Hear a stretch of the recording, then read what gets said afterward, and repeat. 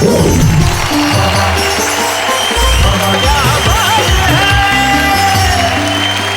आदाब, सलाम। मैं हूं आपका दोस्त शैलेश लोढ़ा और मैं जानता हूं कि आप इस वक्त मेरा ही इंतजार कर रहे थे, क्योंकि रोज यानी कि हर शनिवार और रविवार की रात 10 बजे इस देश की परंपरा हो गई है। वाह वाह क्या बात है देखना। और आप जानते हैं कि मैं जैसे आता हूं परंपरागत रूप से आपसे जरूर कहता हूं, कहूंगा भी, कहिए मेरे साथ, वाह वाह क्या बात है।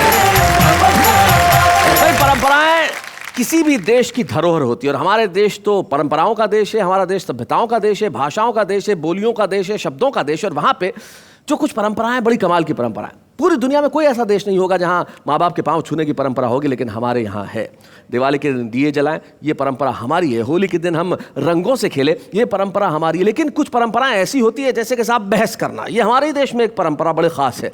जैसे एक साहब थे, उन्हें बहस करने की बड़ी आदत। जैसे उनका एक चेला उनसे मिलने के लिए आया, साहब सोफे पे बैठे हुए थे, तो चेला एक कुर्सी लेके बैठने लगा। तो साहब ने कहा, भाई तुम मेरे पास सोफे पे बैठ जाओ। नहीं नहीं सर, बोले आप मेरे गुरु हैं, मैं आपके पास सोफे पे कैसे बैठ सकता हूँ, मैं आपसे एक कदम नीचे कुर्सी पे बैठूंगा। तो उन्होंने कहा, अच्छा मतलब मैं सोफे पे बैठूंगा, तुम कुर्सी पे बैठोगे, और मैं कुर्सी पे बैठ गया तो चेला बोला, सर स्टूल लेके बैठ जाऊंगा। अच्छा अच्छा अच्छा। और बोले मैं स्टूल पे बैठ गया तो? बोले सर मैं तिपाई लेके बैठ जाऊंगा। बोले मैं तिपाई पे बैठ गया तो? सर मैं जमीन पे बैठ जाऊंगा। बोले मैं जमीन पे बैठ गया तो? बोले मैं सर खड्डा खोद के बैठ जाऊंगा। तो बोले मैं भी खड्डा खोद के बैठ गया तो? बोले उस पर मिट्टी डाल दूंगा। इतनी देर से बहस कर रहा है यार, समझ में नहीं आ रहा है। हाँ, एक परंपरा तो मैं भूल ही गया साहब। परंपरागत रूप से एक युवती मेरे पास आके खड़ी होती है और बड़ा शानदार हाथ हिला के कहती है कि स्वागत है आपका। तो चलिए ये परंपरा भी पूरी कर लेते हैं। आओ भाई आ जाओ।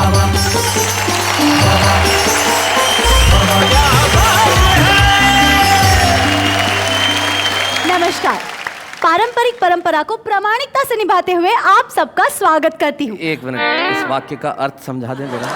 पारंपरिक परंपरा को प्रामाणिकता से निभाते हुए आप सबका स्वागत करती हूँ।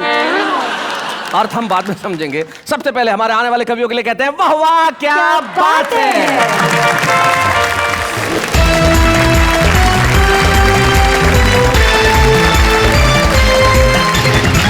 क्या बात है। करोड़ों दर्शकों ने इस देश की प्राचीन परंपरा कविता को जिस तरह से सर आंखों पे बिठाया है, सलाम है आपको। जिस तरह से आपने वाह वाह क्या बात है को प्यार दिया है। इस देश में आज भी कविता और शायरी की जड़ें इतनी गहरी है कि हर आदमी चाहता है कि वो कविता सुने, सुनाए। और इसीलिए हमारे बीच में कुछ ऐसे मित्र आते हैं जो सुनाते हैं कुछ ऐसा जिनके लिए परंपरागत रूप से हम मिलकर कहते हैं, वाह वाह क्या बात है। और हमारे ऐसे 3 साथी हमारे साथ में बैठे हुए हैं। कुछ तो बैठे हुए ऐसे बैठे हैं कि शायद उठेंगे ही नहीं। आराम से बैठिए मुजावर भाई, ठीक ठाक बैठे हैं? कुछ टेंशन है? बाजू में लता दीदी बैठी हुई है तो टेंशन की बात नहीं। लता दीदी बाजू में बहुत बैठी। अच्छे, बहुत अच्छे। लता जी हया बोलो, हया बैठे साथ। हया। हया शब्द शर्म लज्जा औरत की भी नुमाइंदगी करता है, और हया शब्द ज़ाती तौर पे अपने व्यक्तिगत तौर पर भी मैं इसका इस्तेमाल कर सकती हूँ। तो मैंने कहने की कोशिश की है कि नहीं मैं वो अदा जो आशिकों की जान होती है। वाह। और आखिरी मिसरे पर गौर कीजिएगा, उसको मंच से भी जोड़ा है और जिस नज़र से देखा जाता है उसको भी, कि नहीं मैं वो अदा जो आशिकों की जान होती है, नहीं शम्मे हंसी जो महफिलों की शान होती है, मैं हूँ हालात पर लिखी हुई कोई गज़ल गोया, हया शामिल ना हो तो शायरी बेजान होती है। क्या बात है, वाह वाह वाह वाह। धमचक मुल्तानी रतलाम से हमारे बीच में आते हैं जो बड़े कमाल के हास्य कवि हैं। अच्छा धमचक जी, आपका ओरिजिनल नाम क्या है? नाम है ठाकुर गजराज सिंह राठौर। ये नाम है, धमकी है?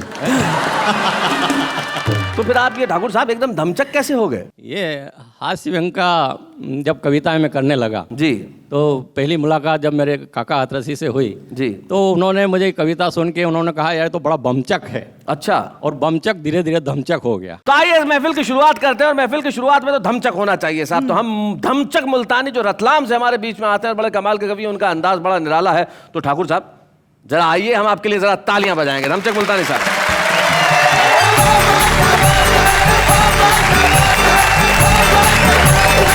सबसे पहले तो मैं आपको एक कविता सुना रहा हूँ। अच्छा। पसंद आई एक दौर सुनाऊंगा, और नहीं आई तो जब तक पसंद नहीं आएगी तब तक सुनाऊंगा।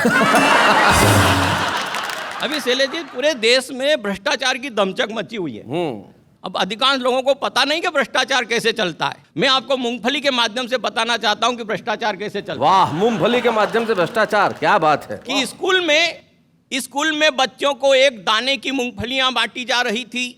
यह बात मेरी समझ में नहीं आ रही थी। मैंने शिक्षक से कहा कि ये मूंगफलियां जो बच्चों में बंटवाई है, बताएंगे आप कहां से मंगवाई है? क्या इतनी पैदावार घट गई इस जमाने की कि पैदा होने लग गई मूंगफलियां केवल एक दाने की? क्या बात है, वाह वाह। तब शिक्षक ने मेरे प्रश्न का किया समाधान और कहा, श्रीमान कैसे बताऊं आपको इस देश में बढ़ते हुए पाप को कि ये मूंगफली जब केंद्र से चली तो पूरे 4 दाने की थी। क्या बात है, बहुत अच्छे, बहुत बढ़िया। ये मूंगफली जब केंद्र से चली तो पूरे 4 दाने की थी। वह तो इसका एक दाना हमारे बड़े साहब खा गए, दूसरा दाना छोटे साहब पचा गए। जब 2 दाने 2 अफसर की दाढ़ में अटक गए तो मौका पाकर तीसरा दाना हेडमास्टर साहब गटक गए। बहुत अच्छे, बहुत बढ़िया, बहुत बढ़िया।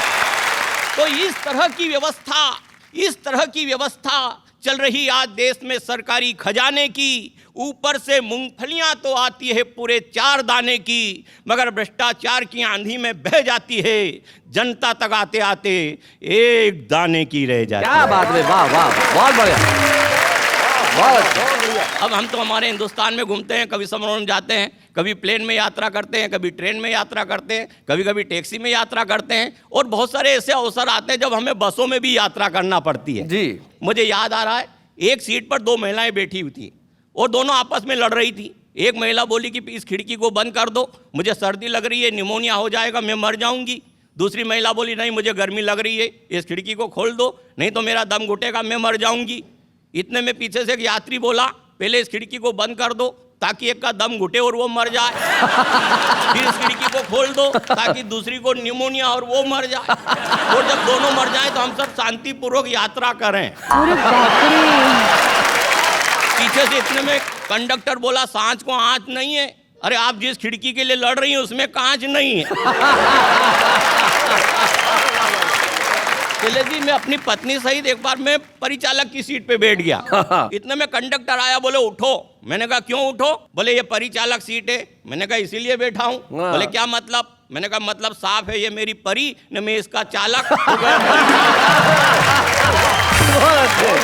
बसों के माध्यम से यात्रा देखे कि सवारी बस भरी थी ठसाठस, जगह नहीं थी, फिर भी लोग चढ़ रहे थे।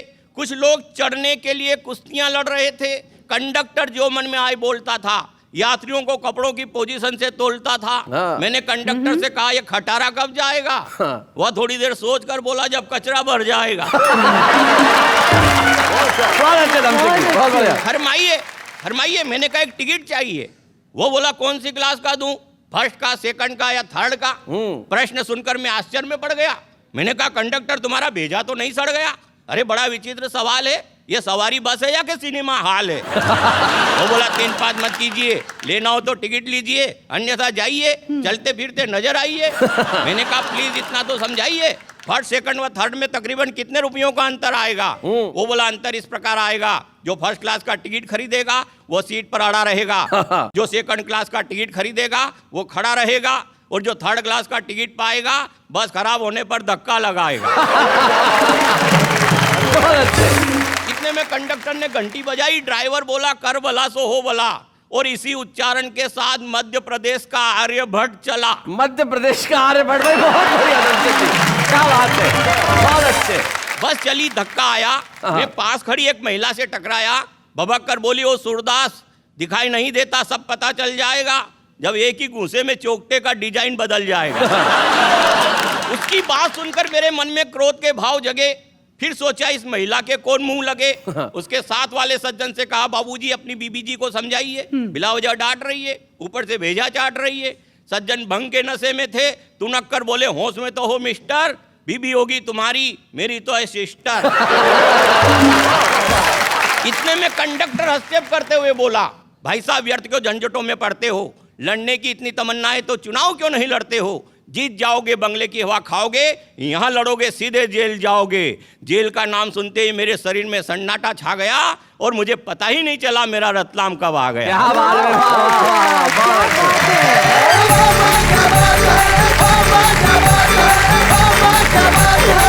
यात्राओं में अक्सर ऐसा होता है कि आदमी को पता ही नहीं चलता कब क्या हो जाता है। जैसे हमारे एक मित्र बड़े भोले हैं साहब, वो मुंबई के अंदर एक ऑटो रिक्शा में जा रहे थे, तो बैठे थे अपनी पत्नी के साथ पिछली सीट पे, तो आगे ड्राइवर बैठा हुआ कांच को थोड़ा सा ठीक कर करके बार बार घुमा रहा था। उन्हें गुस्सा आ गया, बोले अच्छा कांच में बार बार ऐसा करके मेरी बीवी को देख रहा है तो नीचे उतर, नीचे उतर, नीचे उतर यहाँ से, मैं चलाऊंगा ऑटो, तू पीछे जाके बैठ।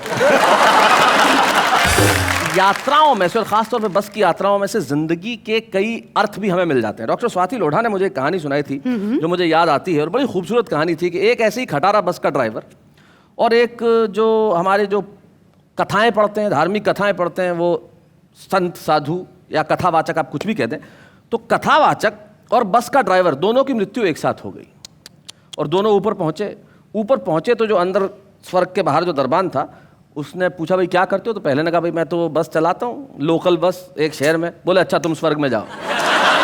आप क्या करते हो? बोले जी मैं कथा पढ़वाता हूँ, लोगों को धार्मिक ज्ञान देता हूँ। बोले आप थोड़ी देर वेट करो, और अंदर चला गया। अब ये जो कथावाचक थे बड़े परेशान, बोले अरे कैसा आदमी है, ड्राइवर को भेज दिया और मुझे वेट करा रहा है। तो उसको बुलाया, बोले बात आपको तमीज़ नहीं है, वो तो बस का ड्राइवर था और आपने उसे भेज दिया, और मैं तो कथावाचक हूँ, जब मैं कथा पढ़ता हूँ तो लोग भगवान का नाम लेते हैं और आप मुझे बाहर खड़ा कर रहे हैं। बोले बेटा गलतफहमी में मत पड़ो, ज़रूरी नहीं है कथा सुनते वक्त लोग भगवान का नाम ले, कोई सोता है, कोई ऊँगता है, कोई आसपास की लड़कियों को देखता है, कोई और बात करता है। लेकिन ये जब जब बस चलाता था उसमें बैठने वाला हर यात्री सिर्फ भगवान का नाम लेता था।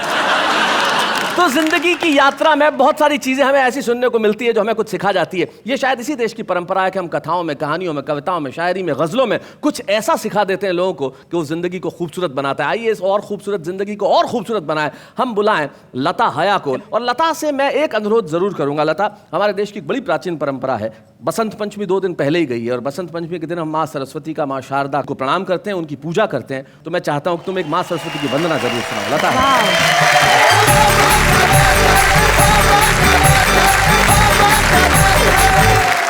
मैं सरस्वती पुत्री होने के नाते वंदना प्रस्तुत कर रही हूँ। और शैलेश जी, मैंने एक अलग ढंग से कहने की कोशिश की, सीधी सादी दिल की बात है। वो जैसे पारंपरिक एक हुआ करती थी वंदनाएं संस्कृत में, मैंने बिल्कुल हटके कहने की कोशिश की। सुनिएगा। हे वीणा वादिनी मैया मेरी पार लगा दे नैया, ये जीवन है भूल भुलैया, मैं ना मांगू ऐश रुपैया, मुझको देना है तो ये वर दे। क्या बात है, मेरी झोली गीतों से भर दे। तेरे पूजन की मैया मैंने नई निकाली, क्या बात है, तेरे चरणों में रख दी अपनी रचना की थाली। चिंतन का कुमकुम लाई हूँ और मनन की माला, खोल मेरे मस्तिष्क द्वार का अपने कर से ताला। चरणामृत दे मुझे लगन का,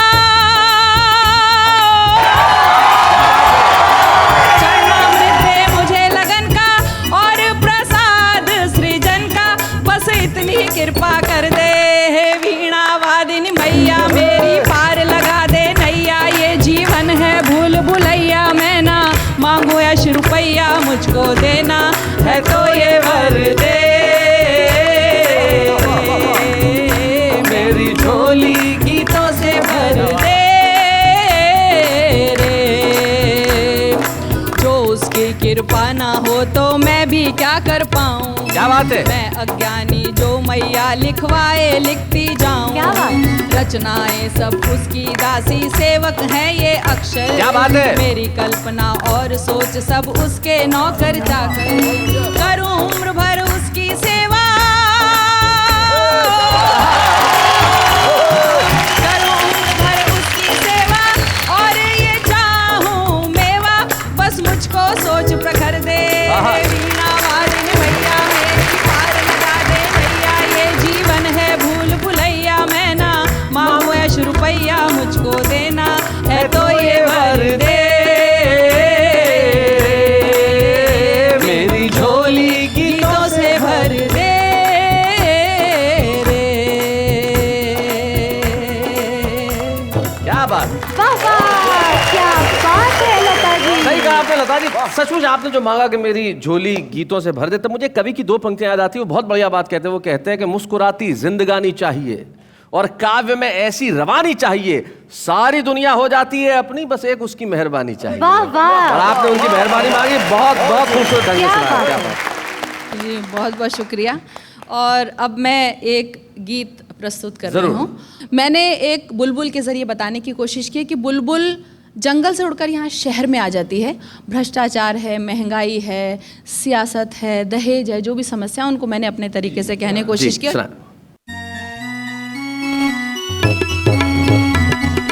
धीरे धीरे धीरे धीरे बोल बुलबुल गीत सुनाने आई, गीत सुनाने आई, गीत सुनाने आई।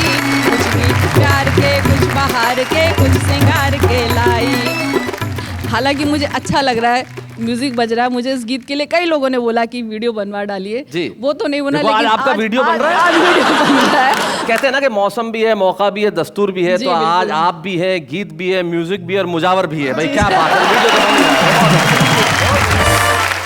मैं चाहती हूँ कि इस गीत के कोई भी बंद मुझे ना सुनाने पड़े, लेकिन शैलेश जी बहुत अफसोस की बात है, मैंने सन 1993 में ये गीत गाया था, तब से मुझे एक भी बंद उसमें से काटा नहीं जा रहा, क्योंकि समस्याएं कहीं खत्म होने का नाम नहीं ले रही। अब सुनेगा। सुना। एक रोज में पूजा करने, क्या बात है? भक्ति की गागर भरने, मंदिर जो लगी उतरने, वहाँ देखे खून के झरने। मंदिर मस्जिद का पंगा, मजहब को कर गया नंगा। हैरान खड़ी थी गंगा और पल में हो गया दंगा। फिर राम नाम सत बोल मैं वापस जंगल को आई। धीरे धीरे बोल बुलबुल गीत सुनाने आई। एक रोज गई जब थाने, जुल्मों की रपट लिखाने। कोई माने या ना माने, मैं जानू या रब जाने। इल्जाम लगा कर झूठा, वर्दी वालों ने कूटा। फिर जिसने चाहा लूटा, विश्वास का भांडा फूटा। कुछ बोल ज़बाना खोल, इस जा कुआं उस जा खाई। कुछ बोल ज़बाना खोल, इस जा कुआं उस जा खाई। धीरे धीरे बोल बुलबुल गीत सुनाने आई। और देखिए कशकोल भिक्षा पात्र को बोलते हैं, अब सुनिएगा जी। एक रोज में दफ्तर दफ्तर, भटकी डिग्री को लेकर, जूते फाड़े दर्जन भर। नहीं मिली नौकरी क्यों कर, या काबिल सोग मनाए, ना अहल नौकरी पाए। अब हंसा दाना खाए, कौए मोती चुग जाए। फिर लिए हाथ कशकोल, बोलो जय जय रिश्वत खाई। धीरे धीरे बोल बुलबुल गीत सुनाने आई। एक रोज कचहरी आई, पेशी की थी सुनवाई, पर आके बड़ी पछताई। मैं फंस गई राम दुहाई। इंसाफ वही पाता है, कुर्सी जिनकी माता है। चलता जिनका खाता है, या गुंडा बन जाता है। सब गोलमाल है गोल, जब कातिल हो मुंसिफ भाई। धीरे धीरे बोल बुलबुल गीत सुनाने आई। और जितने भी लोग इस बंद को सुन रहे हैं, इस समस्या को बड़ा गौर से देखें, और अगर मेरी बात उनके दिल पे उतरे तो दहेज लेना बंद करें। सुनेगा। एक रोज मेरे घर वाले, बिन देखे और बिन भाले, ले आए लड़के वाले। कुछ अकड़े कुछ नखराले, लड़का हो काना काला, लड़की पर चाहे आला। मांगे रुपयों की माला, क्या गड़बड़ घोटाला। यहाँ रिश्तों का भी मोल, इस बाजार में है महंगाई। धीरे धीरे बोल बुलबुल गीत सुनाने आई। रोज में नेता बनने, हाँ चली इलेक्शन लड़ने। हर जुल्म सितम से अड़ने, जनता की सेवा करने। पर मुझ में कमी थी थोड़ी, कोई पैसा पास न कौड़ी। कोई खून किया नहीं चोरी, भाई टिकट नहीं था सॉरी। है नेताओं का कॉल, कुर्सी अपनी कौम पर आई। धीरे धीरे बोल बुलबुल गीत सुनाने आई। क्या और तुम्हें बतलाऊं, बेहतर है अब उड़ जाऊं। पैगाम यही दे जाऊं, और चीख चीख कर गाऊं। हम गीत प्रेम के गाएं, हर मजहब को अपनाएं। जुल्मों से मिल टकराएं, इंसान नेक बन जाए। ये जीवन है अनमोल, क्या हिंदू क्या सिख ईसाई। क्या बात है। धीरे धीरे बोल बुलबुल गीत सुनाने आई।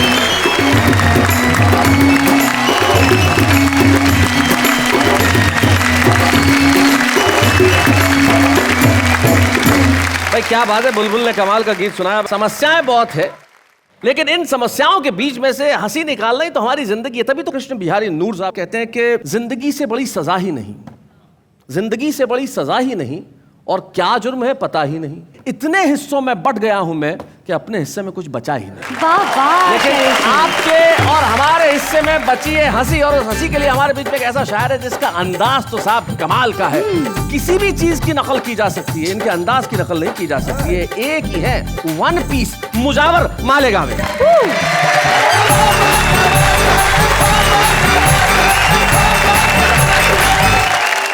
देखिए, हिंदुस्तान में बहुत सारे ऐसे नेता हैं जो अच्छे भी जो खराब भी हैं। मैं मतलब पढ़ता हूँ जी। हाँ मैं हाँ हाँ हाँ हाँ मैं गा गा गा गा गा गा गा हाँ मैं हाँ लीडरों की मिलाने का नहीं, पाँव छूने का लेकिन दबाने का नहीं।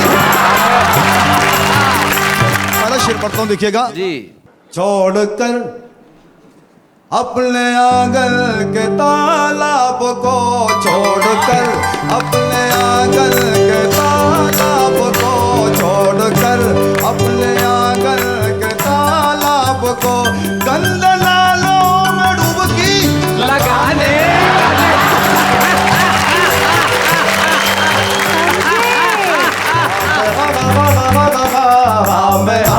लीडरों की मिलाने का नहीं। शैलेश जी जी। ये शेर बहुत खास आमद करें जी इरशाद। कि एक नेता एक नेता एक नेता ने मुझको दिया मशवरा, एक नेता ने मुझको दिया मशवरा, एक नेता ने मुझको दिया मशवरा। बात करने का लेकिन निभाने का नहीं। लीडरों की मिलाने का नहीं।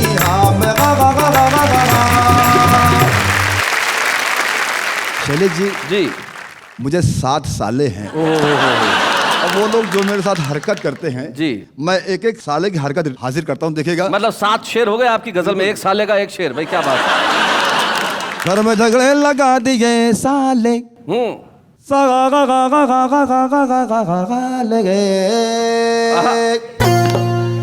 घर में झगड़े लगा दिए साले, अरे मेरी पुंगी बजा दिए साले। ये पहला साल है। ये शेर पत्र खास समात करें। भूख से क्या गिरा मैं चकरा के, भूख से क्या गिरा मैं चकरा के, भूख से क्या गिरा मैं चकरा के, मुझको जूता सुंगा दिए साले। ये भी सुनिएगा शेर कि चोरी चोरी करने घुसा जो मैं घर में, चोरी करने घुसा जो मैं घर में, घर की घंटी बजा दिए साले। घर की भाई क्या साले भाई, वाह वाह वाह वाह। बोल के मुझको ये है बिरयानी, अच्छा। बोल के मुझको ये है बिरयानी, बोल के मुझको ये है बिरयानी, बासी खिचड़ी खिला दिए साले। अरे बासी बिल्कुल बासी। अरे साला ने ये क्या कहा जी। बोल बस एक कॉल करना है, बोल बस एक कॉल करना है, बोल बस एक कॉल करना है, सारा बैलेंस उड़ा दिए साले।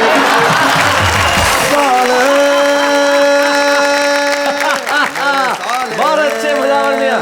ये शेर बहुत खास दिखेगा। जी जी जी। मैं तो इंसान बनने वाला था, मैं तो इंसान बनने वाला था, मुझको नेता बना दिए साले। अरे नेता नेता मुझको नेता बना दिए साले। क्या क्या बात है, वाह वाह।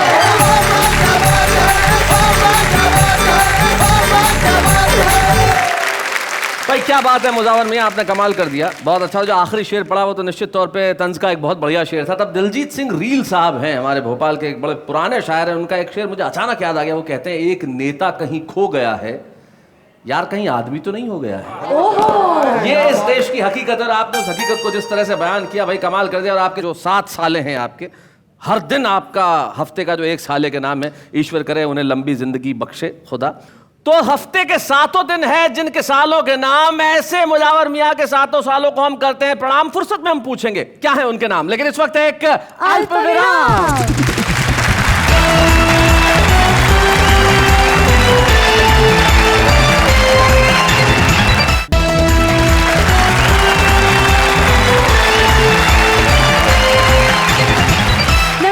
अल्पविराम के बाद हास्य का अल्पाहार शुरू करने के लिए मेरे साथ कहिए वाह वाह, क्या बात है,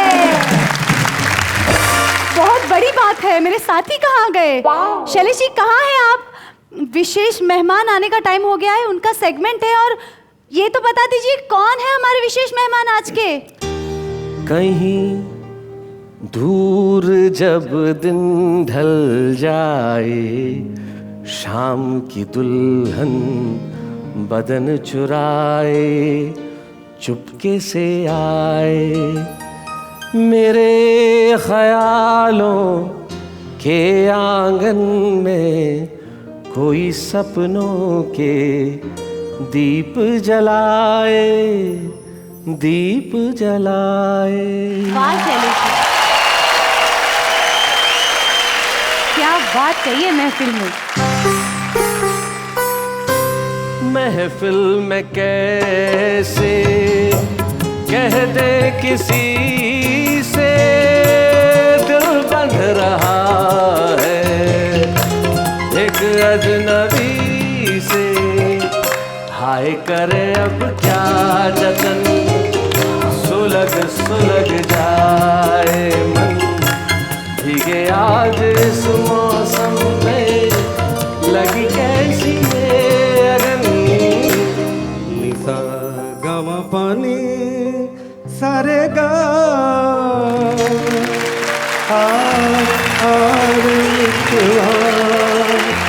जन्म जन्म से है हम तो प्यासे, आ संग मेरे गा।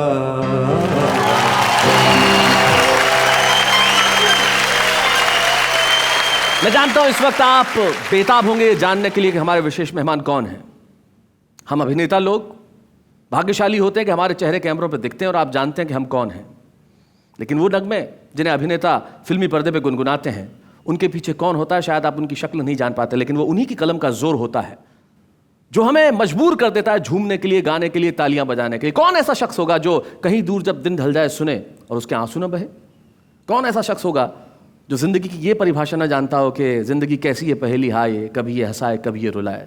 मैं अगर गीतों की गिनती करने बैठ जाऊं तो शायद पूरा दिन यही निकल जाएगा। एक ऐसा गीतकार जो 1961-1962 से हिंदी फिल्मों में गीत लिखता रहा, इतने लोकप्रिय गीत कि देश की हर जुबान पे वो गीत चढ़े हुए हैं। योगेश जी ने कभी नहीं चाहा कि वो कैमरे के सामने आए, लेकिन मेरी मोहब्बत की वजह से आज वाह वाह क्या बात है कि इस मंच पे यहाँ उपस्थित है। ये आपके लिए, पूरे देश के लिए घनघोर तालियां बजाने का वक्त है योगेश जी के लिए। स्वागत है सर, स्वागत है। सभी लोगों को मेरा नमस्कार। मैं शायद पहली बार स्टेज पे आ रहा हूँ तो बहुत नर्वस भी हूँ। अब चूंकि आ गया हूँ तो इसलिए कुछ ना कुछ सुनाना भी चाहिए। तो मैं फिल्मों के अलावा जो थोड़ा बहुत लिखा है वो आपको कविता में स्वागत सुनाए। तुम गंगा जल से हो पावन और अपावन मेरा जीवन। क्या बात है। कैसे मुझको अपनाओगे, मैं माटी हूँ तुम हो कंचन। क्या बात है, वाह वाह वाह वाह वाह। जीवन में अभिलाषाओं का एक तूफान चला करता है, सपनों का मधुमास स्वयं को हर पल आए छला करता है। क्या बात है। बोझ बनी है सांसें तन पर, क्या बात। जीने का कुछ अर्थ नहीं है, फिर भी प्यार तुम्हारा मन में बन कर दर्द पला करता। हाय हाय हाय हाय हाय हाय, क्या बात है। अंतिम है, ये अपराध हुआ है मुझसे, मोल न समझा मैंने अपना। आहा, वाह वाह वाह वाह। धरती होकर आसमान का देखा मैंने झूठा सपना। मधुर तृप्ति के सम्मोहन से पल भर को मैं भूल गया था। कुंठाओं की आँच में मुझको तो सारा जीवन है तपना। क्या बात, वाह वाह वाह वाह। छू पाता यदि चरण तुम्हारे, हाँ। शायद मैं बन जाता चंदन। आहा, तुम गंगा। क्या बात है। वाह वाह वाह वाह वाह। एक और आपको कविता सुनना चाहता हूँ जी। क्या हुआ जो दामन गीला है, ये चेहरा पीला पीला है, पर नैनों में आशाओं का आकाश तो नीला नीला है। आहा, क्या हुआ जो दामन गीला है, हाँ। मालूम हमें ये हो जाता दिन कैसे आने वाले हैं। हम क्या क्या खोने वाले हैं, हम क्या क्या पाने वाले हैं। आहा, तो मन को हम साहस देते, दुख भी होता तो हंस लेते। हाँ। ये वक्त न हमसे कह पाया, ये वक्त बड़ा शर्मीला है। क्या बात है। क्या हुआ बहुत अच्छे। दामन गीला है। अंतिम है, जी। सबका कुछ अपना अनुभव है, अनुभव से उसने सीखा है। मेरा भी कोई अनुभव है, वो अनुभव लेकिन तीखा है। जो भोगा है वो कहता हूँ, वो दर्द अभी तक सहता हूँ। इस धरती पर सबसे ज्यादा ये मानव ही जहरीला हाय है। हाय हाय हाय हाय। जिस देश में पुरस्कारों की बोलियां लगती हों, जिस देश में सम्मान किन किन विधाओं से प्राप्त किए जाते हों, लेकिन ये मेरे लिए, आपके लिए, हम सब के लिए पीड़ा और टीस की बात है कि इतने खूबसूरत गीत रचने वाले योगेश के घर में जब मैं झांकता हूँ तो योगेश कहते हैं कि मेरे पास कोई पुरस्कार नहीं है शैलेश। तो मैं कहता हूँ आपके पास सबसे बड़ा पुरस्कार वो है कि जब भी फिल्मी गीतों का इतिहास लिखा जाएगा वो योगेश के गीतों के बिना पूरा नहीं होगा। Very true. योगेश जी, ये मेरे लिए सौभाग्य की बात है कि मैं उस कलम को आज सम्मानित कर रहा हूँ जिस हाथ को चूमने का जी करता है। योगेश। अच्छे हैं या बूढ़े हैं, नर है या नारी है, हंसी देने वालों के सब ही आभारी है। कविता सुनाने वाले अब सबके साथ है। जब हम किसी को सम्मानित यहाँ करते हैं तब उनके परिवार का एक सदस्य यहाँ उपस्थित होता है, लेकिन आज उनका एक शिष्य हमारे बीच उपस्थित है जो खुद भी बहुत खूबसूरत गाता है। सत्येंद्र त्रिपाठी। सत्येंद्र, स्वागत है आपका। कैसे मुलाकात हुई आपकी योगेश जी से? कि जब मुंबई में आया मुझे ऐसा लगता है शायद बात करके मैं रो दूंगा। वो बड़ा तो मुंबई के गोरेगांव स्टेशन पे बिल्कुल निराश था। 2002 की बात है। सोचा कि अब कुछ बचा नहीं, मैं निकल जाऊंगा यहाँ से। लेकिन ऐसे ही पत्रिका पढ़ने का शौक था तो उनमें योगेश जी का पूरा लिखा हुआ था, योगेश गीतकार से एक ख़ास मुलाकात। तो मैंने कहा कि ये तो लखनऊ के हैं, देखता हूँ शायद यहाँ जाता हूँ, शायद कुछ काम बनेगा। फिर इनके पास आया और बहुत प्यार से मिले। मतलब बता नहीं सकता वो लम्हा मेरे लिए कैसा था, मैं भूल नहीं पाऊँगा कभी भी। कहा देखो ये मुंबई है और तुम आए हो फिल्म इंडस्ट्री में अपनी किस्मत आजमाने के लिए। ये मेरे पास फिल्म की एक डायरेक्टरी है, इससे तुम 6 महीना कोशिश करो, नहीं हो पाए तो तुम यहाँ से निकल जाना। उसी बीच में फिर धीरे धीरे ये कहीं मीटिंग में जाते थे जहाँ इनको मौका लगता था, सत्येंद्र चल गाना सुना। तो बस धीरे धीरे यहाँ तक पहुँचा हूँ और जो भी हूँ मैं आज इनकी बदौलत हूँ। क्या बात है, वाह वाह वाह। भले ही योगेश जी को तमाम वो बड़े पुरस्कार झोली में न गए हो, लेकिन करोड़ों दर्शकों के प्यार के रूप में मिला है उन्हें आज ये इनाम। लेकिन हम लेते हैं एक अल्पविराम।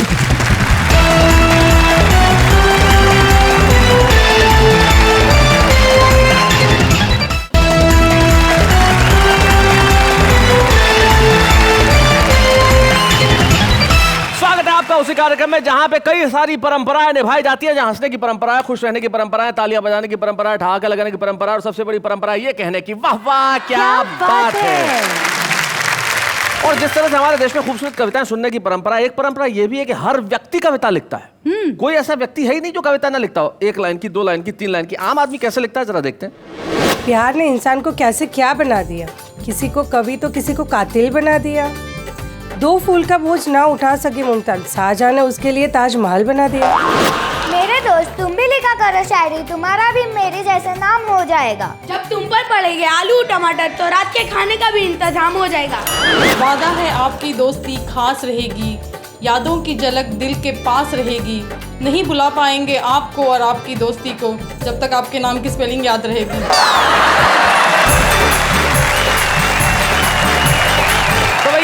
देश के आम लोग जो बड़ी खूबसूरत कविताएं लिखते हैं, आज तो छुपे रुस्तम है, लेकिन कल कुछ बनेंगे। आज हमारे साथ एक ऐसे ही छुपे रुस्तम है। आप कहेंगे कि भाई ये इतने वर्षों तक क्यों छुपे रहे और इतनी खूबसूरत कविताएं लिखी, लेकिन उन्होंने कहा कि भाई जिंदगी की भागदौड़ में मंच पे तो मैं थोड़ा सा लेट ही जाऊंगा। शरदेंदु शुक्ला एक ऐसे कवि का नाम है जो अद्भुत है साहब। अब आप सुनेंगे तो कहेंगे भाई क्या बात है। शरदेंदु शुक्ला जी,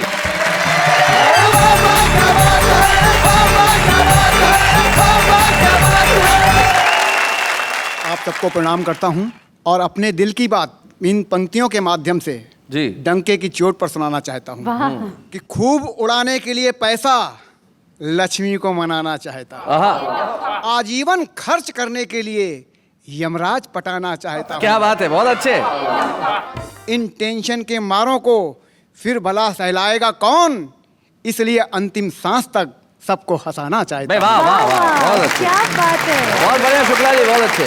जब बाबा वालों का फोन आया जी तो हमारी बेटी ने हमारी मिसेस को आपत्ति हमारी बताई कि मम्मी क्या बात है, पापा को समझाती नहीं। जब से वाह वाह क्या बात वालों के फोन क्या आए, तब से सारा शहर सर पर घूम रहे हैं उठाए, सड़क पर सड़क छाप लोगों को रोक रोक बतला रहे हैं वाह वाह क्या बात में कविता पढ़ने जा रहे हैं। ऐसा तो नहीं, ये समय से पहले सटी आ रहे हैं। उस दिन आंटी अंकल को देखने हॉस्पिटल गए थे तो यही बात बताने के लिए सीधे ऑपरेशन थिएटर में ही घुस गए। दीदी के शादी कार्ड छप के आ गए हैं, उसमें सबसे ऊपर मोटे मोटे अक्षरों में यही बात छपी है कि लड़की के पिता ने वाह वाह क्या बात में कविता पढ़ी है। क्या बात है, बहुत बढ़िया शरदेंदु जी। सबसे बड़ी बात, ऐसे बहुत सारे छुपे रुस्तम है जो देश में कहीं ना कहीं है, कोई नौकरी कर रहे हैं, कोई व्यवसाय कर रहे हैं, कोई किसी और काम में व्यस्त है, लेकिन कविता लिखने का अपना शौक भी पूरा करते हैं और बहुत अच्छा भी लिखते हैं। हम आपको आज यहाँ इस मंच पे एक स्मृति चिन्ह प्रदान करना चाहते हैं ताकि वो आपकी स्मृति में हमेशा बना रहे, ताकि आपको याद रहे कि शरदेंदु शुक्ला जी, आपने वाह वाह क्या बात है के मंच पे एक खूबसूरत कविता पढ़ी और हमने आपके लिए तालियां बजाई। शरदेंदु शुक्ला। बच्चे हैं या बूढ़े हैं, नर है या नारी है, हंसी देने वालों के सब ही आभारी है, कविता सुनाने वाले अब सबके साथ है। क्या बात है। जाते जाते सिर्फ 2 शेर आपसे ये कहना चाहूंगा किसी शायर के दर्द का प्रश्न हल नहीं होता, कोई भी साधन सफल नहीं होता, सत्य कहना तो आसान है लेकिन सत्य सहना सरल नहीं होता। लेकिन यहाँ सत्य कहा भी जाएगा, सत्य सहा भी जाएगा। हम सच की नौका यूं ही इस सरता में चलाते रहेंगे और आप कहते रहेंगे वाह वाह क्या बात है।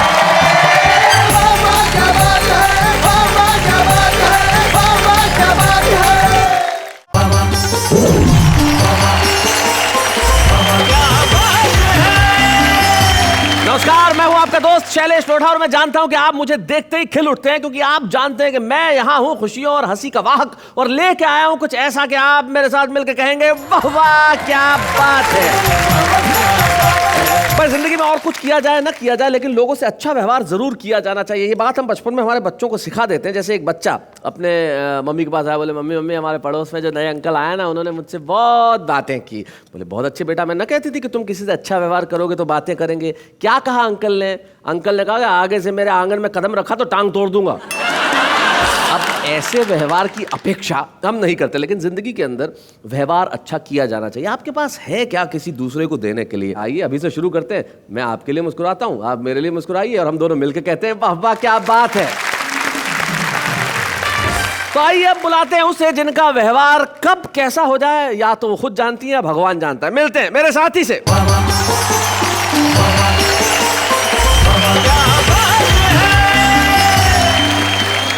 नमस्कार। सबके साथ सबके अच्छे व्यवहार के लिए मैं भी कह देती हूँ कि वाह वाह क्या बात है। वाह वाह वाह वाह। वैसे एक बात तो मैं कह सकती हूँ जी कि आपके साथ मेरा व्यवहार तो बहुत अच्छा है। भाई मेरा व्यवहार आपके साथ भी अच्छा, लेकिन आप मेरे साथ जैसा चाहे व्यवहार कर ले, मुझे कोई दिक्कत नहीं है। हाँ। लेकिन आप जो हिंदी भाषा के साथ व्यवहार करती हैं, थोड़ा रहम खाइए। कविताओं के साथ जो व्यवहार करती हैं उन पे थोड़ा रहम खाइए। मेरे पंचस के साथ जो व्यवहार करती हैं उन पे थोड़ा सा रहम खाइए। इतना खाऊंगी तो मोटी हो जाऊंगी। देखिए पंच भी मारा तो कैसा। ये जैसे चाहे पीजे सुना है, जैसे चाहे पंच मारे, लेकिन जो हमारे कवि आएंगे वो सुनाएंगे कुछ ऐसा कि आप ही नहीं सारी दुनिया क्या उठेगी। वाह वाह क्या बात है।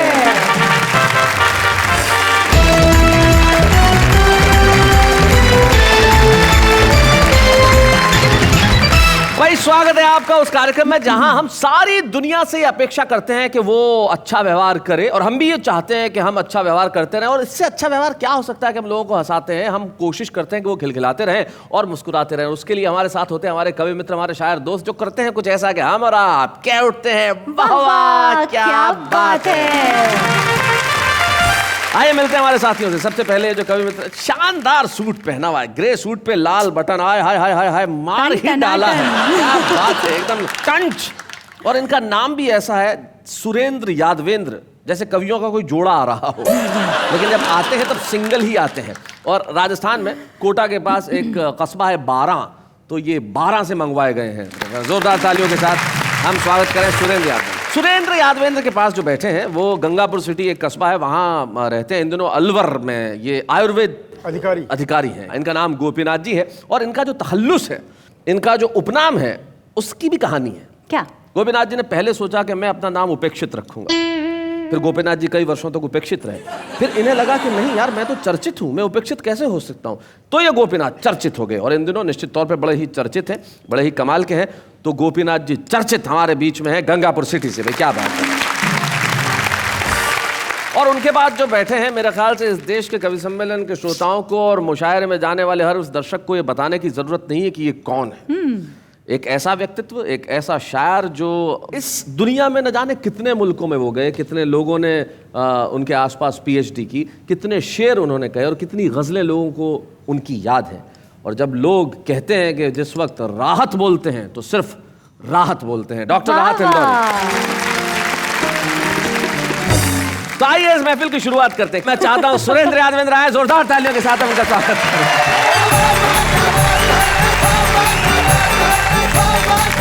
शैलेश जी, नेहा जी, आपने कोर्ट की बहुत ज़्यादा तारीफ कर दी, लेकिन इस कोर्ट की भी लंबी कहानी है। अच्छा।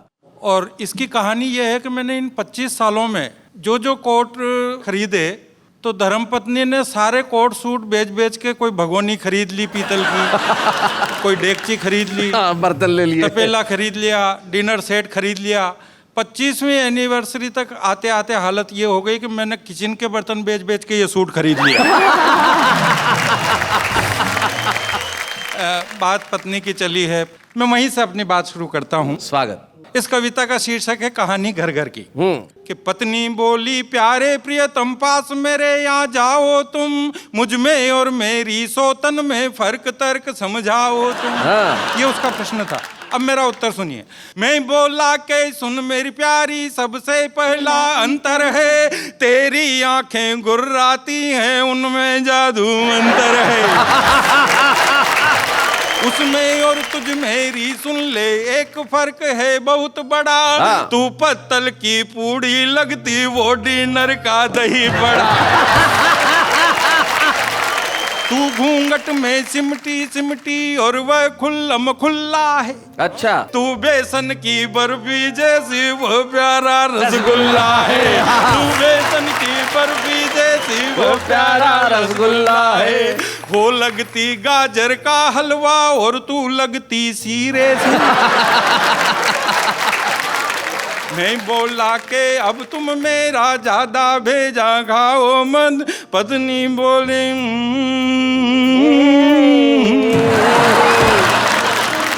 लीजिए एक और हास्य व्यंग का गीत आप तक पहुंचाता हूं। ये एक तरह से कवि सम्मेलनों का पॉप सॉन्ग है। अच्छा। अब जैसा कि आप जानते हैं पॉप सॉन्ग ऐसे होते हैं कि उसमें समझ में कुछ नहीं आता लेकिन मजा पूरा पूरा आता है। जी जी जी। लेकिन ये पॉप सॉन्ग का भी बॉप सॉन्ग है।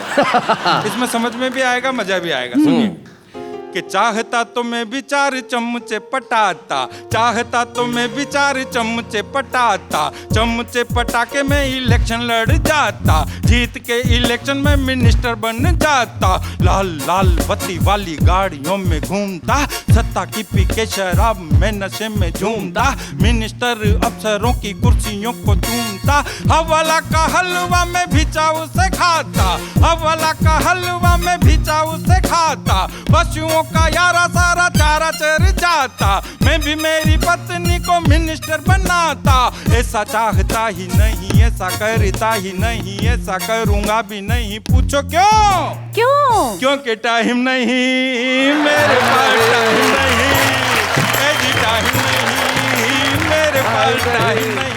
टाइम की बड़ी प्रॉब्लम है साहब। यहाँ पे आओ किसी से पूछो कि टाइम क्या हुआ तो वो कहता है कि टाइम नहीं। अगले को टाइम बताने का टाइम नहीं। कोई सही जवाब नहीं देता, जवाब देता है तो उठपटांग जवाब देता है। मैंने दिल्ली में एक से पूछ लिया, मैंने कहा संसद भवन कहाँ है? बोले पार्लियामेंट के बिल्कुल पीछे। बहुत अच्छे। कि चाहता तो वीर रस का कवि बन जाता, चाहता तो वीर रस का कवि बन जाता, माइक पे आके जोर जोर से चिल्लाता, चीख चीख कर सारी जनता को डराता, डरा कर श्रोताओं से तालियां बजवाता, डरा कर श्रोताओं से तालियां बजवाता, छलांग लगा के श्रोताओं में कूद जाता, सारे हास्य कवियों को जोकर बताता, मंच पे उछल कूद भारी में मचाता, मंच पे उछल कूद भारी में मचाता, नक्शे पर से दुश्मनों का नाम में मिटाता, नक्शे पर से दुश्मनों का नाम में मिटाता, यहाँ वहाँ कहाँ बम विस्फोट कर देता मैं, कविता में यार वर्ड वार कर देता मैं, ऐसा चाहता ही नहीं, ऐसा करता ही नहीं, ऐसा करूँगा भी नहीं, पूछो क्यों? क्यों? क्योंकि टाइम नहीं, टाइम नहीं मेरे पास, टाइम नहीं। कि चाहता तो मैं भी किसी लड़की को पटाता, चाहता तो मैं भी किसी लड़की को पटाता, लड़की पटा के मैं घुमाने चला जाता, साथ साथ फ्लाइट के टिकट कराता, 5 स्टार होटलों में ठहराता, अच्छे अच्छे टाकीजों में पिक्चरें दिखाता, भेलपूरी पाव भाजी चाव से खिलाता, शिमला मसूरी माल रोड पे मैं घूमता, शिमला मसूरी माल रोड पे मैं घूमता, गले में बाहें डालूं मैं भी गालों को चूमता, गाता भी बजाता भी और मस्ती में मैं झूमता, चाहे निकल जाता मेरी जेब का दीवाला, आंखों पे लगा के मैं भी चश्मा काला काला, पूछता मैं उससे आती क्या खंडाला, ऐसा चाहता ही नहीं, ऐसा करता ही नहीं, ऐसा करूँगा भी नहीं, पूछो क्यों? क्यों? क्योंकि टाइम नहीं मेरे पास, टाइम नहीं, टाइम नहीं।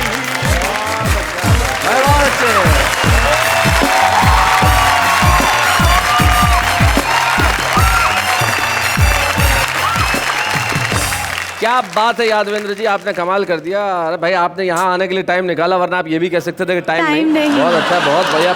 लेकिन कुछ लोग होते हैं जिन्हें आप पत्थर भी मारेंगे तो उन पत्थरों से वो घर बना लेंगे।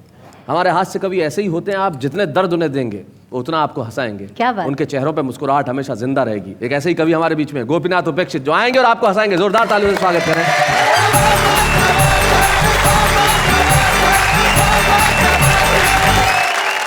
शैलेश जी, जी मैं बहुत इंटेलिजेंट नस्ल का कवि हूँ। अच्छा, इस नस्ल के देश में सिर्फ 2 ही कवि हैं। जी, एक मैं, दूसरे आप। अच्छा। अभी ये बात मैंने इसलिए कही कि लोग मेरे से कई प्रकार के अटपटे अटपटे प्रश्न कर लेते हैं जी, और मैं भी उनको चटपटे चटपटे जवाब दे देता हूँ जी। एक बार एक आदमी ने मेरे से पूछा कि मैं कोई ऐसा काम करना चाहता हूँ कि लोग मुझे मरने के बाद भी याद रखें। मैंने कहा कर्जा लेके मर जा। अरे ये बात मैंने ये सलाह इसलिए दी कि आज आम आदमी बड़ी मुश्किलों में, कठिनाइयों में जी रहा है। जी। कैसी मुश्किलों में जी रहा है आम आदमी, एक छंद के माध्यम से बताना सुना कि आदमी कमाए खूब काम करे हार्ड कूट, पता नहीं चले ये कमाई कहाँ जाती है। आदमी कमाए खूब काम करे हार्ड कूट, पता नहीं चले कमाई कहाँ जाती है। पीपली लाइव फिल्म वालों ने ये समझाया, कमाई को महंगाई डायन खाई जाती है। पत्नी ने पूछा मैं ये बात ना समझ पाई, महंगाई नेताजी के घर क्यों ना जाती है। मैंने कहा तैने वो कहावत ना सुनी कभी, एक घर को तो डायन भी छोड़ जाती है। बहुत अच्छे, बहुत बढ़िया। हर तरफ विसंगतियां जीवन में। एक महिला जनाने अस्पताल में गई। अच्छा। एक महिला जनाने अस्पताल में गई तो दशा देख डॉक्टर बड़ा घबराया है। सारी जांच करके सुझाव दिया भर्ती का, जच्चा वार्ड में तुरंत भर्ती कराया है। थोड़ी देर बाद नर्स ने दिया ये समाचार, बधाई हो 3 बालकों ने जन्म पाया है। ओहो। आजकल इस स्कीम का जमाना चल रहा, 2 बच्चों के साथ 1 बच्चा फिर ही आया है। बहुत अच्छे। एक और विसंगति पर छंद देखिए, आनंद लीजिएगा, हंसगा कि फिल्म वाले फिल्मों में मसाला डालते हैं खूब। फिल्म वाले फिल्मों में मसाला डालते हैं खूब, खट्टी मीठी चटपटी फिल्म बन रही है। और बदनाम होकर भी नाम कमा लेते हैं ये, संस्कार मिटे पर जेब भर रही है। क्या बात है। पहले तो मुन्ना भाई MBBS हुआ, डॉक्टरी चली ना दवाई बिक रही है। मुन्नी बदनाम हुई मटूर की बिजली का, मन डोला पांडे जी की सीटी बज रही है। मन डोला पांडे जी की सीटी बज रही है। पांडे जी की सीटी बज रही है। बहुत अच्छे भाई, वाह वाह वाह। अच्छा, मुझे कई बार लगता है कि वाकई में इतनी समस्याएं हैं नहीं, उनमें से कुछ ही समस्या हैं, कुछ को समस्या बना दिया वो समस्या है नहीं। अच्छा। जैसे जनसंख्या वृद्धि। हाँ। मेरी राय में शैलेश जी ये कोई समस्या नहीं है, ये ईश्वर की व्यवस्था है। अब ईश्वर की व्यवस्था को समस्या बना दिया और उसके लिए जिम्मेदार हमको ठहरा दिया। बोले इसे रोको। अरे मैंने कहा हम जिम्मेदार नहीं तो क्यों रोके। सही बात। तो बोले कौन जिम्मेदार। मैंने कहा हमारे परम पूज्य पूर्वज। हमारे परम पूज्य पूर्वज थे बड़े महान, जनसंख्या वृद्धि में उनके आशीर्वाद, दूधों नहाओ और पूतों फलों का रहा सर्वाधिक योगदान। ये उन बुजुर्गों का ही आशीर्वाद फला है, वरना 1 अरब होने में हमारी कौन सी कला। इसलिए हे ऊपर वाले, तू नीचे वालों को ऐसी शक्ति दे कि ये देश को खूब हरा भरा बनाए, ये देश को खूब हरा भरा बनाए और धरती का बोझ बनने की बजाय एक दूसरे का बोझा उठाए। क्या बात है, वाह वाह वाह, बहुत अच्छे। धरती का बोझ बनने की बजाय एक दूसरे का बोझा उठाएं और 1 अरब की ताकत से देश का सम्मान बढ़ाकर। क्या बात है। 1 अरब की ताकत से देश का सम्मान बढ़ाकर बताएं, ताकि फिर से गूंज उठे ये नारा, सारे जहां से अच्छा हिंदुस्तान सारे जहां से। बहुत अच्छे।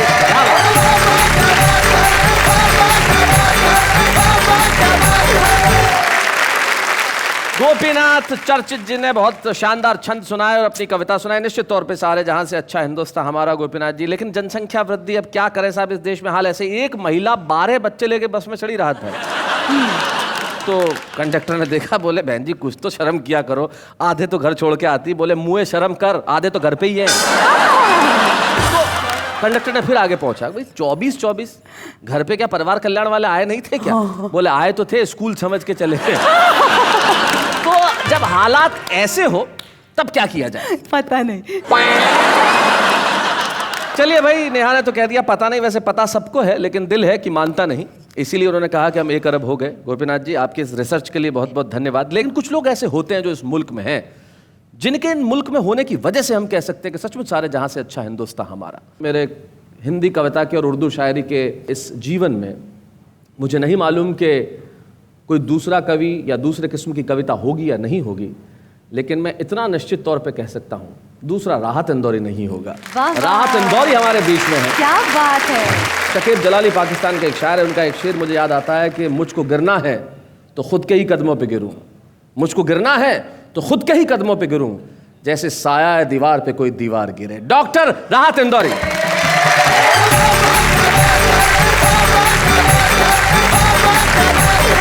मैं पहले तो शुक्रिया अदा करता हूँ कि हिंदी के इस खूबसूरत प्रोग्राम में उर्दू के मुझ जैसे छोटे से शायर को याद करते हैं। और मैं गज़ल कहने की कोशिश करता हूँ। शैलेश ने जैसा बताया, अभी तक कोशिश ही कर रहा हूँ, कोई दावा नहीं है कि मैंने कोई बड़ी शायरी कर ली है, लेकिन इतना मैं गज़ल के बारे में जानता हूँ कि गज़ल कहने के लिए, गज़ल और सुनाने के लिए और गज़ल सुनने के लिए आदमी की उम्र चाहे कितनी भी हो, लेकिन दिल जवान होना चाहिए। क्या बात है। आग के पास कभी मोम को लाकर देखूं, मैं इधर इशारा कर रहा हूँ, तुम्हें कर रहा हूँ, कोई और गलत ना समझना। बिल्कुल। आग के पास कभी मोम को लाकर देखूं, हो इजाजत तो तुझे हाथ लगाकर देखूं। हाय हाय हाय, क्या बात है। हो इजाजत तो तुझे हाथ लगाकर देखूं, और दिल का मंदिर बड़ा वीरान नजर आता है, सोचता हूँ तेरी तस्वीर लगाकर देखूं। हाय हाय, क्या बात है। दिल का मंदिर बड़ा, क्या बात है। जितने भी नौजवान अपने टेलीविजन स्क्रीन पर मुझे सुन रहे हैं, उनके लिए है ये खास तौर पर शेर कि तूफानों से आंख मिलाओ, सैलाबों पर वार करो, मल्लाहों का चक्कर छोड़ो, तैर के दरिया पार करो। क्या बात है भाई, वाह वाह, बहुत अच्छे। फूलों की दुकानें खोलो, खुशबू का व्यापार करो, इश्क खता है तो ये खता एक बार नहीं 100 बार करो। क्या बात है भाई, बहुत अच्छे। अगर तुम मेरी इस बात की तायीद कर दोगे, मेरी इस बात को सेकंड करोगे जी, तो हमारे जवानों का ज्यादा फायदा होगा। बिल्कुल। और हमारे बूढ़े भी शायद रास्ते पर आ जाएं। जी। तो जवानियों में जवानी को धूल करते हैं। जो लोग भूल नहीं करते वो भूल करते हैं। क्या बात है। जवानियों में भाई बहुत अच्छे, भाई बहुत बढ़िया। जो लोग भूल नहीं करते, भूल करते हैं। और अगर अनारकली है सबब बगावत का, अगर अनारकली है सबब बगावत का, सलीम हम तेरी शर्तें कबूल करते हैं। हाय हाय हाय, भाई क्या बात है भाई, वाह वाह वाह वाह वाह राहत भाई। तेरी हर बात मोहब्बत में गवारा करके दिल के बाजार में बैठे हैं खसारा कर। क्या बात है भाई, वाह वाह वाह। घाटा करके एक चिंगारी नजर आई थी बस्ती में उसे, वो अलग हट गया आंधी को इशारा करके। क्या बात है भाई, वाह वाह राज भाई, बहुत अच्छे भाई, वाह वाह वाह वाह वाह। वो अलग हट गया आंधी को इशारा करके, और मुंतजिर हूँ कि सितारों की जरा आंख लगे। मुंतजिर हूँ कि सितारों की आंख लगे, चांद को छत पे बुला लूंगा इशारा करके। हाय हाय, मुंतजिर हूँ सितारों की जरा। वाह वाह वाह वाह। राहत सर, आप शैलेश जी के बारे में ही सब बोलते हैं, कुछ हमारे लिए भी बोलिए। नहीं, मैं बोल तो आप ही को रहा हूँ, लेकिन कंधे का सहारा ले रहा हूँ। आपका सहारा लेकर आप इनके लिए कह रहा हूँ जी। पहले इनका सहारा लेकर आप जी सुना इरशाद। नई हवाओं की सोहबत बिगाड़ देती है, कबूतरों को खुली छत बिगाड़ देती है। क्या बात है, वाह वाह वाह। बचा के रखना मोहब्बत के फेर से खुद को, ये अच्छे अच्छों की हालत बिगाड़ देती है। क्या बात है। बचा के रखना मोहब्बत के फेर से खुद को। जो जुर्म करते हैं इतने बुरे नहीं होते, सजा ना दे के अदालत बिगाड़ देते। भाई वाह वाह वाह वाह भाई, बहुत बढ़िया। एक छोटी सी गजल के 2-3 शेर में शैलेश जी और पढ़ना चाहूंगा। सुने दोस्तों, मौसमों का ख्याल रखा करो, कुछ लहू में उबाल रखा करो। वाह वाह वाह। और लाख सूरज से दोस्ताना हो, चंद जुगनू भी पाल रखा कर। क्या बात है, वाह वाह वाह। वाह वाह। कश्ती तेरा नसीब चमकदार कर दिया, इस पार के थपेड़ों ने उस पार कर दिया। हाय हाय हाय हाय हाय। इस पार के थपेड़ों ने उस पार कर दिया। और अफवाह थी कि मेरी तबीयत खराब है, लोगों ने पूछ पूछ के बीमार कर दिया। क्या बात है, वाह वाह। और एक गजल के 2-3 शेर और पढ़ता हूँ जी इरशाद। पूछते क्या हो कि रुमाल के पीछे क्या है, आहा। पूछते क्या हो कि रुमाल के पीछे क्या है, फिर किसी रोज ये सैलाब दिखाएंगे। हाय हाय हाय हाय हाय हाय, क्या बात है राज भाई, वाह वाह वाह वाह वाह वाह।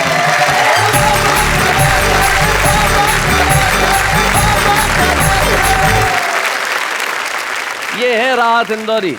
जब खड़े होते हैं तो कहते हैं कि मैंने शहंशाहों की मोहब्बत का भरम तोड़ दिया है, मेरे कमरे में भी एक ताजमहल रखा है। वाह वाह। आपके शेर के लिए मैं क्या कहूँ, मैं नहीं सारा देश इस वक्त तालियां बजा रहा है घर में बैठ के, और आपके शेर पेन लेके नोट कर रहे हैं बच्चे। और यासर उल जाफरी साहब एक बहुत बढ़िया शेर कहते हैं, वो कहते हैं कि चांद मुट्ठी में ठहरता ही नहीं, रात का कर्ज उतरता ही नहीं, वो गली छूट गई है जब से शाम का वक्त गुजरता ही नहीं। लेकिन राहत साहब के जाने के बाद ये मुश्किल हमारे लिए भी है कि वक्त कैसे गुजरेगा, लेकिन वक्त गुजरेगा क्योंकि राहत साहब हमारे साथ हैं। और अभी तो हमने राहत इंदौरी साहब को सुना है, अभी हम बहुत कुछ ऐसा करने वाले हैं कि आप सब मिलके करेंगे नमन, सलाम और प्रणाम। लेकिन इस वक्त एक अल्प विराम।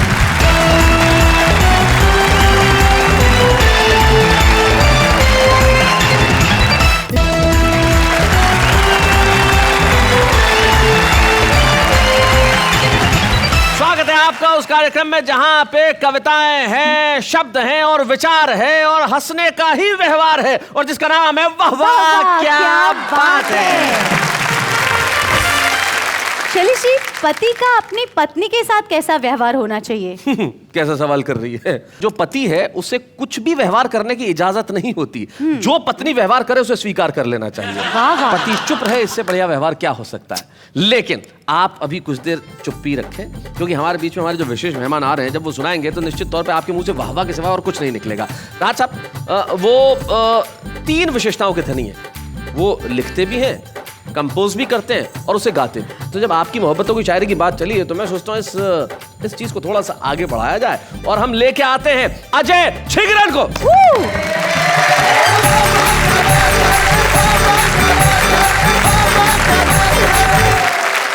मेरा मन तो आपकी शाम में एक वो गीत पेश करने का है जो मैंने आप ही के लिए कंपोज किया है, और शायद मैं आपके शो में पहली बार आज ही गा पाऊंगा। स्वागत।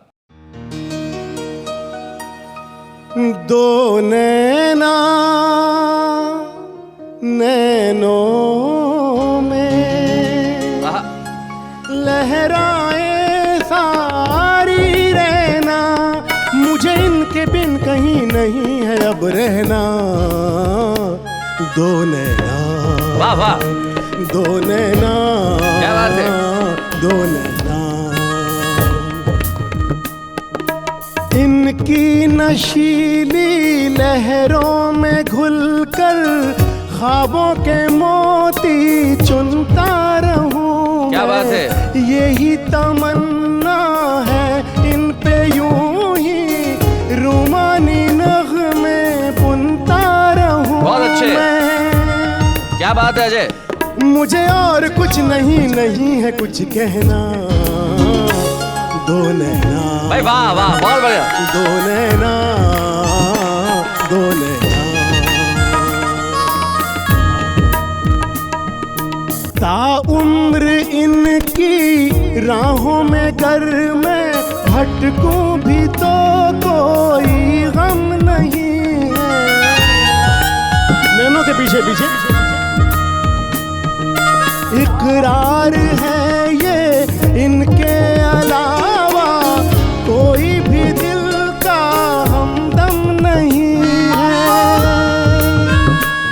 मेरी हर डगर पे हम सफर है दिन रहना। दो नैना, दो नैना, दो नैना। बहुत बहुत बहुत बढ़िया, बहुत शुक्रिया। एक आध कोई मोहब्बत का गीत और हो जाए। जी ज़रूर। एक बहुत ही रोमांटिक गीत मैंने अभी नया कंपोज किया है, लिखा है, और वो भी मैं आपके शो में पहली बार गा रहा हूँ आज। क्या बात। और आपके माध्यम से मेरा ख्याल है करोड़ों लोग उसका आनंद ले पाएंगे। स्वागत। बिल्कुल नया नया प्रेम होता है, जीवन में कोई आता है। अनजाने अनछुए मन को जो तुमने छुआ। वाह। अनजाने अनछुए मन। आत्म यात्रा है। अनजाने अनछुए मन को जो तुमने छुआ, तेरा हो गया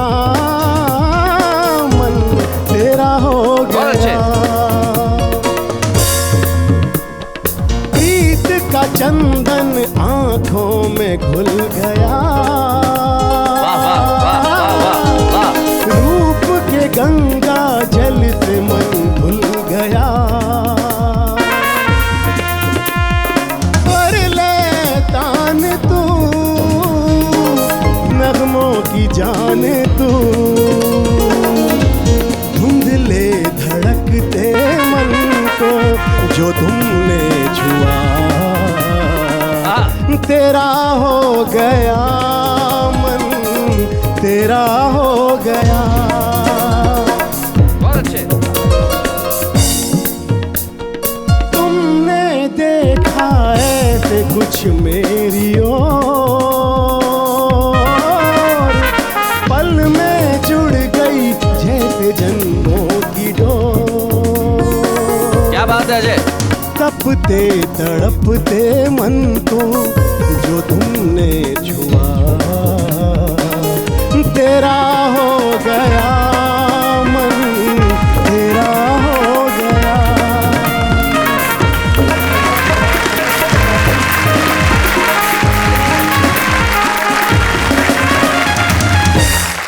चले जी, मजा आ गया जी। मतलब बटन जी, चर्चित जी, राहत जी, अजय जी, बटन जी, आपको- आपने इनका नाम ही बटन जी रख दिया है भाई, वाह वाह। सुरेंद्र जी, चर्चित जी, राहत जी, अजय जी, जी। अब क्या? अजय जी के बाद अजय। अरे शैलेश जी, अजय के बाद अजय, ये कैसा अटपटा जवाब है? अटपटा नहीं है, अटपट्टू है। अटपट्टू? जी, जो अगले अजय हैं वो अटपट्टू है, उन्होंने अपना तखल्लुस चुन लिया, अटपट्टू। ये अजय अटपट्टू जो है छत्तीसगढ़ से हमारे बीच में आए हैं और हमारे आज के छुपे रुस्तम हैं। एक तो अजय झिंगरन थे और एक अजय अटपट्टू हैं। तो जरा अजय अटपट्टू के लिए क्रिकेट में तालियां हो जाए जरा।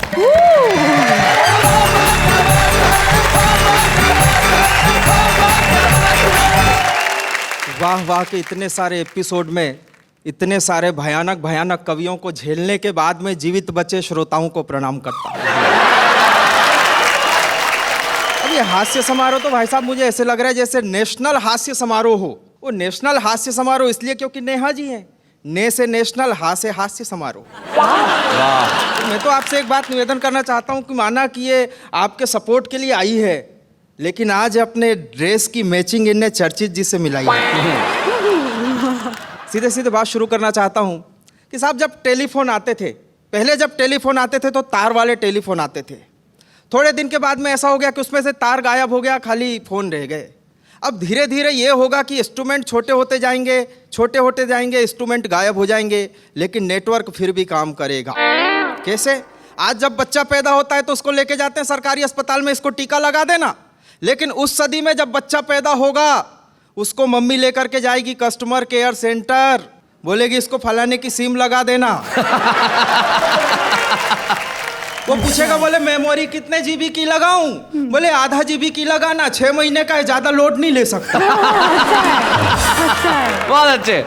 और उस सदी में साहब वो अमिताभ बच्चन जो विज्ञापन करते हैं पोलियो का, उनके विज्ञापन का तरीका बदल जाएगा। अमिताभ बच्चन साहब विज्ञापन करेंगे कि बोले आज ही अपने बच्चे को नजदीकी कस्टमर केयर सेंटर में ले जाकर फॉर्मेट कराएं, नहीं तो आपका बच्चा हैंग हो सकता है।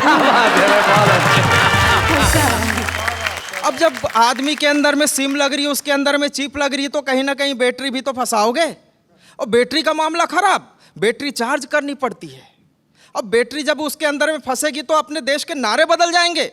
नारे कैसे कैसे आएंगे? बोले हिंदू, मुस्लिम, सिख, ईसाई, सबका चार्जर एक है भाई।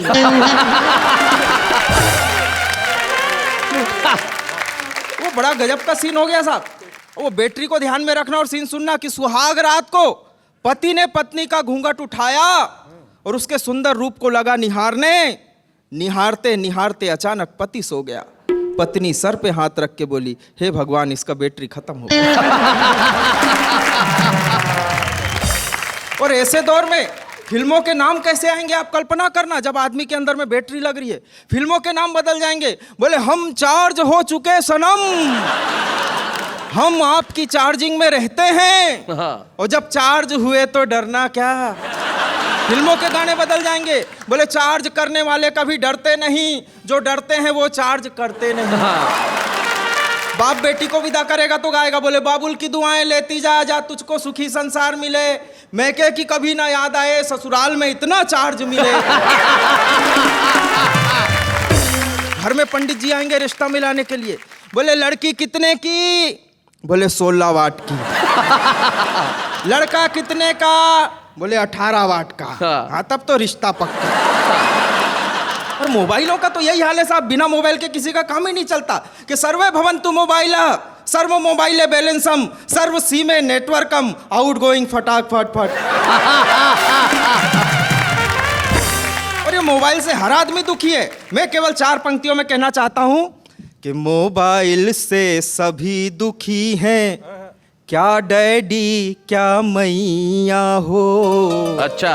और 32 दांत के बीच ज़बां की दिन भर ताता थैया हो। और आगे की बात में कमाल है कि एक गूंगे ने एक दिन बहरे से बोला मोबाइल में। अच्छा। ए ओ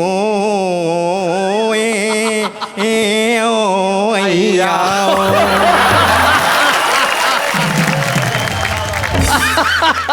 बहुत अच्छा भाई, बहुत बढ़िया। सब जाते जाते सीधे सीधे बिना किसी भूमिका के वो गीत सुनाना चाहता हूँ। हो मेरी बीवी बड़ी धमाल, पूरे 100 किलो का माल, मेरा क्या होगा।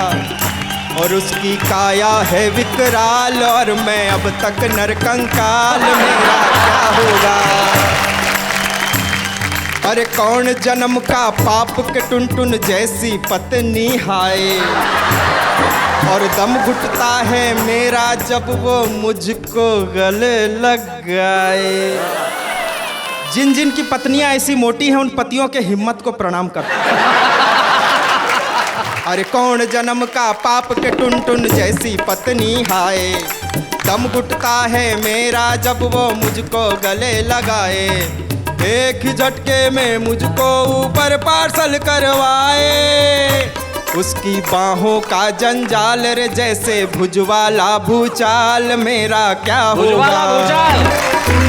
और बिल्कुल आखिरी किस्सा उसका सुनाता हूँ साहब कि बिना ब्रेक के 40 रोटी एक सिटिंग में खाती, और देख के उसका खाना घर की भैंसें भी घबराती।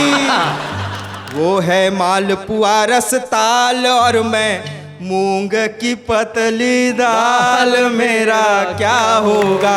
अरे क्या होगा, अरे क्या होगा।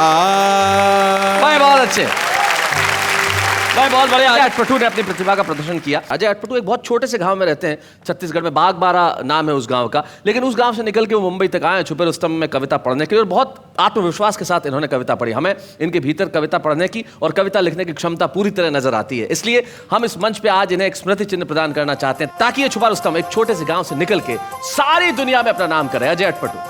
अच्छे हैं या बूढ़े हैं, नर है या नारी है, हंसी देने वालों के सब ही आभारी है, कविता सुनाने वाले अब सबके साथ है, क्या बात है। जब हम किसी छुपे रुस्तम का यहाँ सम्मान करते हैं तो यकीन मानिए हम उस व्यक्ति का तो सम्मान करते ही हैं, साथ के अंदर उस छुपे रुस्तम के रूप में उन छोटे छोटे गांवों की और कस्बों की प्रतिभाओं का सम्मान करते हैं जिनमें ताकत है लेकिन मंच और मौके नहीं मिलते। लेकिन यहाँ हम उन्हें एक मंच प्रदान करते हैं ताकि सारी दुनिया में हो उनका नाम। लेकिन इस वक्त हम लेते हैं एक अल्प विराम।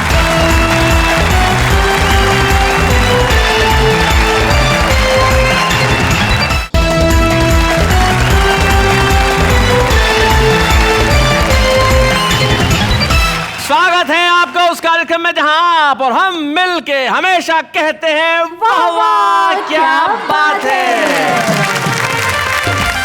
तो कहिए क्या बात है, अभी भी आप कुछ अटपटा ही सुनाएंगे? नहीं नहीं, अब अटपटा नहीं, अब चटपटा सुनाएंगे। हाँ। अब आप कहेंगे चटपटा क्या है? क्या है? चटपटा कोई चाट नहीं है, कोई पानी पूरी नहीं है, लेकिन वो कविताएं जो हमारा आम आदमी जिंदगी से उठाता है। ये कवि नहीं है लेकिन कविताएं लिखते हैं, जरा सुनते हैं इनसे। लो जी, मेरा एक शेर अर्ज है, इधर भी सितम हो गया उधर भी सितम हो गया, अब मैसेज डिलीट कर दो, मेरा शेर खत्म हो गया। हंसते दिलों में गम भी है, मुस्कुराते आंखों में नम भी है, दुआ करते आपकी खुशी कभी ना रुके, क्योंकि आपकी मुस्कुराहट के दीवाने हम भी है। मुझे इस बात की गम नहीं है, बदल गया जमाना, मेरे जिंदगी में सिर्फ तुम हो, कहीं तुम ना बदल जाना। बाबा क्या बात है।